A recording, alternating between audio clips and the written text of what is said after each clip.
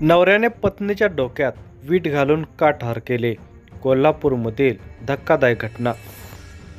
माणसाच्या मनातील संशय माणुसकीचा नायनाट करतो. संशय माणसाला आपुलकी, आस्था, माया, ममता कशाची जाणीव नसते. विशेषतः संसारासाठी खस्ता खाणाऱ्या बायकोच्या कष्टाची जाणीवही संशयी नवऱ्याला नसते. आपली बायको आपल्याला संसाराचा गाडा चालवण्यासाठी हातभार लावते याचेही भान त्याला राहत नाही. तो तिच्या चारित्र्यावर संशय घेऊ लागतो. वास्तविक तसे काहीच नसते, पण त्याच्या मनाचे खेळ त्याला गप्प राहू देत नाहीत. या संशयातून तो पत्नीला त्रास देतो, मारहाण करतो. काही वेळा तिचा जीव घ्यायलाही तो मागे पुढे पाहत नाही. या घटनेचा सविस्तर वृत्तांत पुढे पाहण्या अगोदर जर तुम्ही या चॅनेलवर जर नवीन असाल तर प्लीज आपल्या ह्या मराठी चॅनेलला नक्की सबस्क्राईब करा. रमेश बाबुराव धडेल, वय वर्षे 55, आणि त्यांची पत्नी कांचन हे मूळचे केरले, तालुका करवीर, जिल्हा कोल्हापूर येथील रहिवासी होते. पण गेल्या 30 वर्षांपासून धडेल कुटुंब पन्हाळ येथे राहते. मिळेल ते काम करून उपजीविका करत होते. 4 वर्षांपूर्वी धडेल दाम्पत्य कोल्हापूर येथील एका व्यावसायिकाच्या बंगल्यावर रखवालीसह देखभालीचे काम करू लागलेले होते. बंगल्याच्या पाठीमागील वॉचमनच्या रूममध्ये ते आपली पत्नी व मुलासोबत राहत होते. धडेल दाम्पत्याला 2 मुली आणि 1 मुलगा अशी 3 अपत्ये आहेत. मुलींची लग्ने झाली आहेत, तर मुलगा एका खाजगी कंपनीमध्ये नोकरी करतो. या मुलाचा पुढील आठवड्यामध्ये साखरपुडा होता, त्यामुळे संपूर्ण घरामध्ये आनंदाचे वातावरण होते. रमेश यांनी पत्नीला चांदीची जोडवे आणून खुश केलेले होते.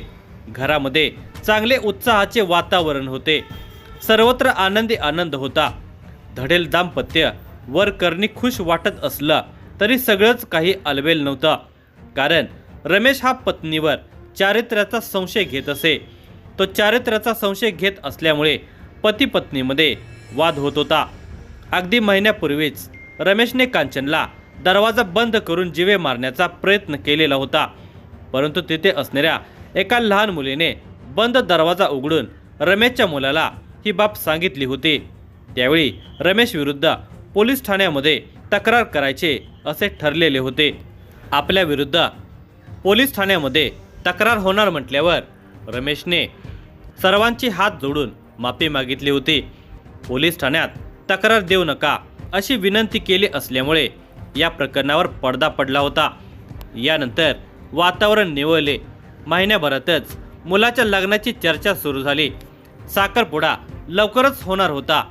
मुलींचे संसार सुरू झाले होते, तर मुलाचा संसार सुरू होत होता. तरीही रमेशच्या मनातील संशयाचे भूत काही उतरले नव्हते.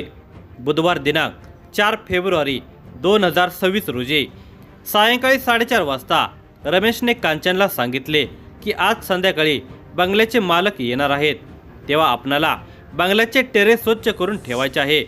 तू वर टेरेसवर जा आणि टेरेस स्वच्छ कर, मी लगेच येतो. कांचन टेरेसवर जाऊन टेरेस स्वच्छ करू लागली होते. इकडे रमेशच्या मनामध्ये पत्नी कांचनचेच विचार होते. त्याच्या मनातील संशयाचे भूत थैमान घालत होते. आज याचा शेवट करायचा असा त्याने निश्चय केला. त्यासाठी त्याने एक प्लॅन केला. रमेश शांत डोक्याने साऱ्या हालचाली करत होता. पत्नीला मारताना कोणी येणार नाही याची खबरदारी घेत होता. महिन्यापूर्वी त्याने पत्नीला जीवे मारताना सर्व दरवाजे बंद केले होते, पण शेजारी राहणाऱ्या मुलीने दरवाजा उघडल्याने हा प्लॅन फसलेला होता. त्या मुलीने मुलाला ही घटना सांगितल्यामुळे मुलाने घटनास्थळी येऊन आईला वाचवलेले होते. पण यावेळी आपला प्लॅन फसू नये म्हणून त्याने कांचनला टेरेसवर जाऊन सफाई करण्यास सांगितले होते. ती सफाई करत असताना रमेशने बंगल्याचे खालून सर्व दरवाजे बंद करून घेतले, जेणेकरून कोणीच बंगल्यामध्ये प्रवेश करून गच्चीवर येणार नाही.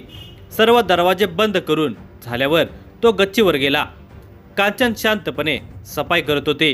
टेरेसवर गेल्यावर रमेशने तिच्या अनैतिक संबंधाचा विषय काढला. दोघांच्यामध्ये त्यावरून शाब्दिक वादाची ठिणगी पडली.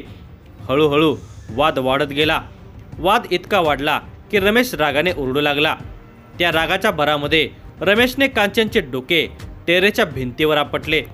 त्या खूपच भयभीत झालेल्या होत्या. खालील दरवाजे बंद असल्याने वर कोणाला जाता येत नव्हते. शेवटी रमेशने बाजूला पडलेला सिमेंटची वीट कांचनच्या डोक्यात घातली. कांचन जागीच निश्चित पडली आणि तिचा मृत्यू झाला. त्या दोघांमधील भांडण आणि आरडाओरडा ऐकून आजूबाजूच्या लोकांच्या लक्षात आले की काहीतरी विपरीत घडले आहे. शेजारी त्या बंगल्याजवळ पोहोचले तर सर्व दरवाजे बंद होते. शेजारच्या लोकांनी टेरेसवर जाण्याचा प्रयत्न केला, पण खालील दरवाजे बंद असल्याने कोणालाही जाता येत नव्हते. शेवटी कोणीतरी पन्हाळा पोलिसांना या घटनेची माहिती फोनवरून देण्यात आली. लागलीच पोलीस पथक घटनास्थळी दाखल झाले. इकडे कांचन मृत झाल्यावर रमेश धडेल रक्ताने माखलेला शर्टसह खाली बंगल्यात येऊन शांतपणे बसला होता.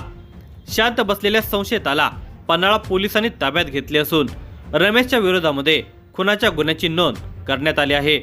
घटनेचा अधिक तपास पन्हाळा पोलीस ठाण्याचे सहाय्यक पोलीस निरीक्षक अण्णासाहेब बाबर करत आहेत.